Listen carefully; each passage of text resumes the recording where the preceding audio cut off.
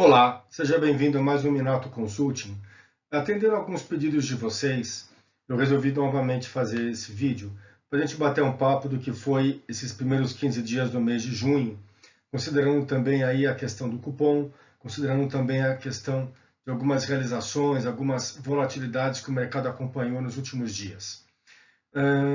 Basicamente, uma questão que tem me incomodado bastante foi uma pergunta que o meu filho disse outro dia. Meu filho mais velho tem 13 anos, ele fez uma pergunta básica, mas isso me incomodou de uma forma grande. Ele chegou e falou: pai, se eu tivesse que, em uma palavra, definir a Covid, que palavra seria? E eu confesso que eu fiquei algumas horas pensando qual poderia ser a palavra que eu deveria falar sobre a Covid. Eu não achei essa resposta. Eu não achei porque uma palavra, uma doença, uma pandemia é muito pouco pelo que ela representa. Nós estamos aí exatamente há 3 meses da primeira vítima no Brasil. E esses 4 meses, desde que a Covid foi oficialmente reconhecida na China, e aí a China passa por todo um processo de fechar cidades, e aí a doença ultrapassa as fronteiras da China, vem para a Ásia Menor, vem para Europa, vem para a América. É uma doença que foi se alastrando e foi contaminando os mercados. Foi um choque na oferta, foi um choque na produção em âmbito global, porque você tranca as pessoas e você impede com que elas circulem, e aí, evitando de circular, você tenta achatar essa curva, mas você quebra literalmente toda a linha de consumo. E tentando entender um pouco melhor o que seria, em uma palavra, essa doença, eu comecei a me deparar com vários aspectos para poder definir para mim mesmo como eu leria essa doença no futuro. Eu descobri que, em uma palavra, ela se chama comportamento. Porque nesse momento você tem um teste de fogo acontecendo com os estadistas, que não foram responsáveis pela doença, mas estão sendo diretamente envolvidos na questão de como reagem, como tomam atitudes, os economistas, os policymakers fazendo políticas de resgate, de estímulo monetário, fiscal, os economistas nos seus modelos tentando entender os comportamentos das curvas, os administradores tentando entender o comportamento do consumidor, o comportamento da logística, o comportamento de consumo de forma não tradicional.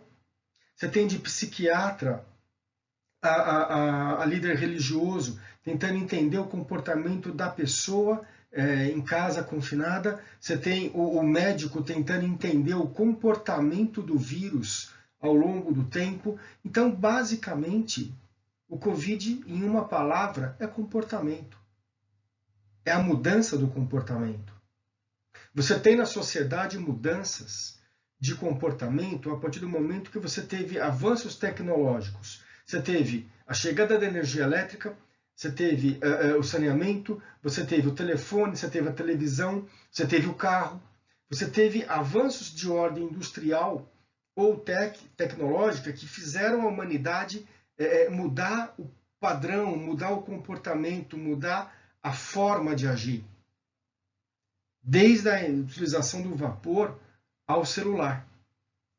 E agora, pelo lado da saúde pública, de forma global, porque em muitos países que eu imaginava que a saúde seria um modelo, eu vi que não são.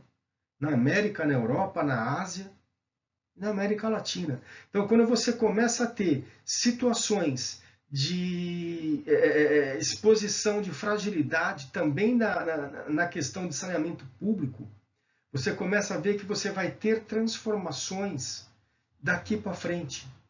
Vai ter transformações de curtíssimo prazo, com o desemprego, sim, só que você vai ter transformações também na renda, no padrão de consumo, na forma de consumo, mas também avançando para médio prazo nas relações trabalhistas, na forma como as empresas vão investir nos canais de negociação, de venda, de oferta de produto, na forma como as nações vão gerir itens de segurança nacional, na forma como alimentação, como remédio, como produção é descentralizada e não só concentrada na China, na forma como, já de médio para longo prazo, como vai se discutir no futuro a questão de saúde pública, de saneamento, de urbanismo e de mobilidade.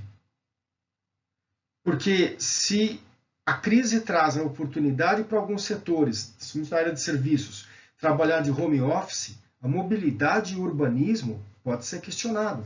Não necessariamente eu tenho que estar nas principais capitais. Eu posso estar numa cidade satélite. Eu necessariamente vou ter que repensar saneamento em cidades menores, porque eu posso ter um afluxo maior de população e eu morar lá.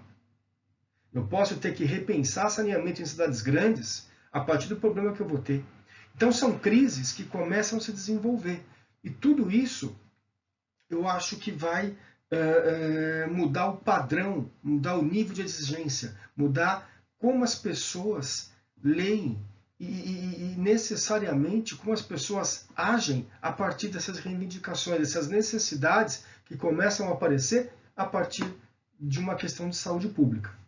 Então, eu acho que de curtíssimo prazo é o impacto na renda, a partir da renda no emprego, quem perde o emprego, quem perde renda, perde consumo, perde força no consumo, quem vende perde vendas, quem perde vendas não necessariamente segue em frente com o seu negócio, pode algumas vezes se socorrer de ajudas, mas também pode perder o seu negócio. Eu passo a ter uma transformação na economia dos países. Isso vai refletir em voto. Porque, a depender de como cada país atua no momento de emergência, socorre com mais ou menos força, com mais ou menos prazo, com mais ou menos tolerância, vai gerar, sim, uma resposta nas urnas. E essa resposta já vem a médio prazo, até 2 anos. 2 para 3 anos no máximo.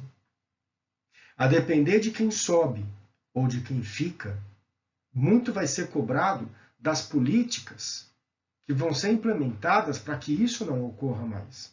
Porque esse choque é o choque de uma geração. O meu filho mais novo, de 7, aos 70, ainda vai se lembrar que quando criança usou máscara para sair na rua. E quando criança ficou quase 1 ano em casa, parado, assistindo aula pelo iPad. Assim como crianças passaram pela guerra, se lembram de como era a questão da guerra. Talvez aqui não no Brasil, mas na Inglaterra, que eram comandadas de trem para o interior da Inglaterra. Na Alemanha, que escutavam um som de bomba.